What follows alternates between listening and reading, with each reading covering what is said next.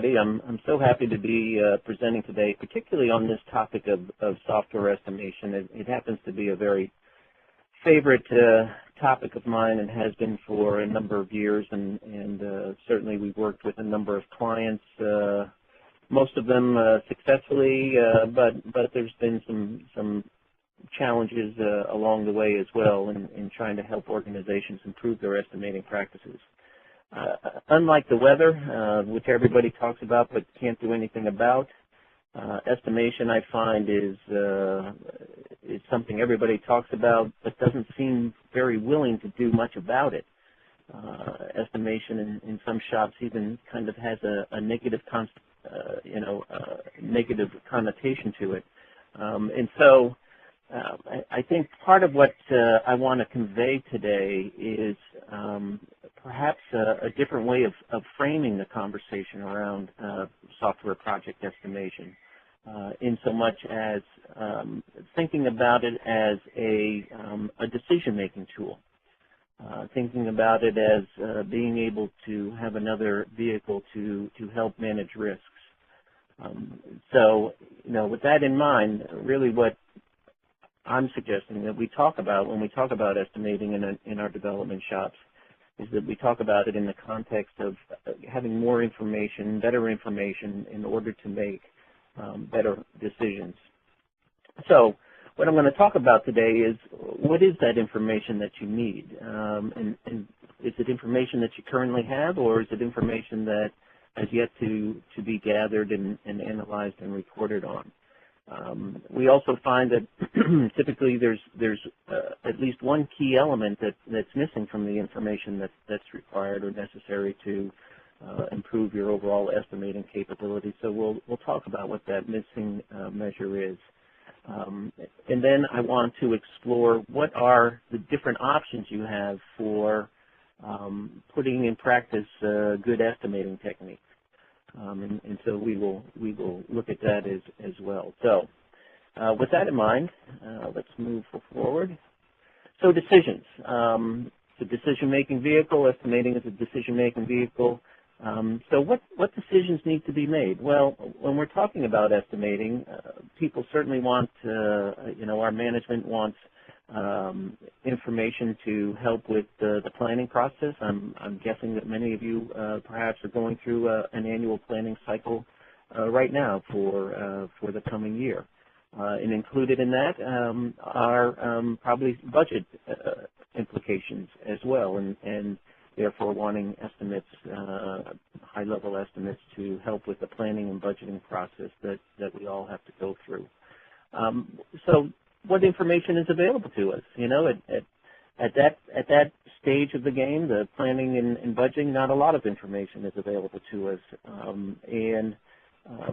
so we need an estimating technique that will allow us to get the best information available and make the best estimate available based on what information is at our disposal. And keep that thought in mind, because I'm going to come back to that later on in the presentation. So what information is available, and how effectively do we make those decisions? How effective is our estimating model, and how effective does it need to be? So these are all things that, again, we're going to talk about throughout the course of this presentation. Certainly, there are key decisions that come out of IT that impact the business. Many of us have continuous process improvement efforts underway, trying to improve productivity, reduce time to market, increase quality, and contribute to the business in terms of improving customer satisfaction, improving our overall competitive position, such that we can, lower cost, increase market share, or what have you. So clearly, the decisions that are made within the IT organization clearly impact the business.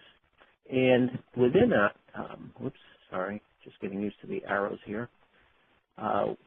So within IT, the critical decisions really are made at the project level. So what we're going to be talking about, is estimating at the project level, estimating those projects. And so if we think about and just quickly look at the decisions that project managers have to make. Clearly, there's the whole notion of scope changes and resulting in impacts to schedules, resources, things of that nature, and those shifting priorities.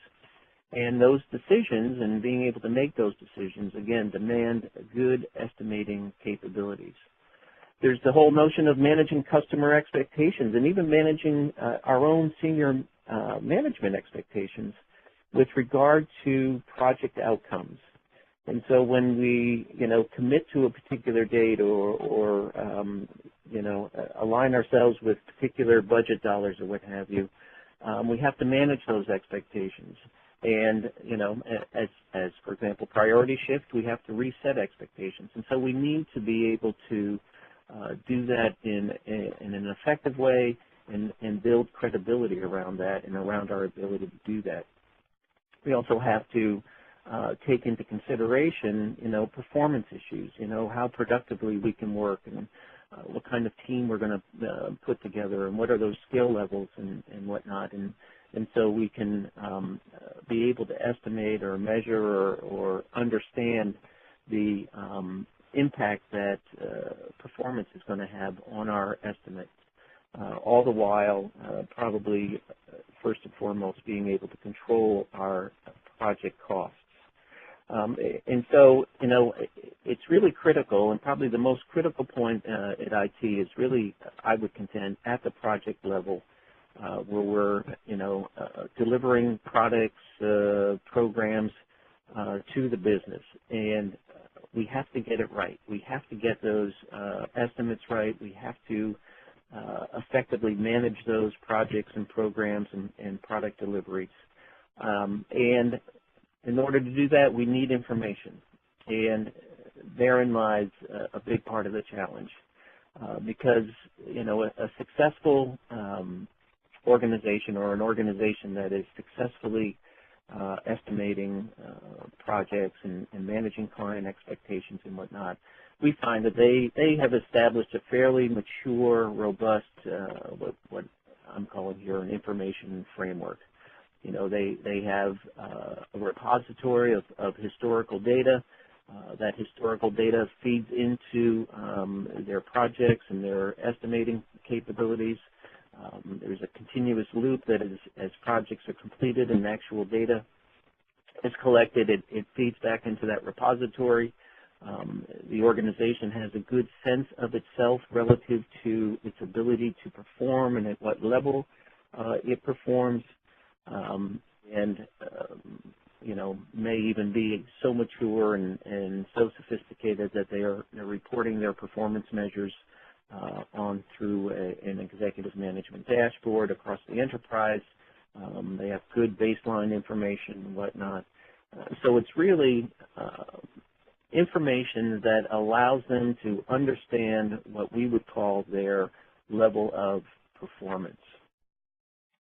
And so I want to talk about that, and I'm going to just step through a few slides and see how these organizations really go about establishing their level of performance. And I'm going to come back to this and see how this plays out and fits into our estimating model a little bit later on. But basically, this is the measurement model or the performance model that we typically engage our clients in. And there's two main components. There's a quantitative component to it and a qualitative data component to it. So at a project level, again, remember, we're thinking about everything here at the project level. So at a project level, what organizations are doing is they're collecting information about their projects as they complete. How big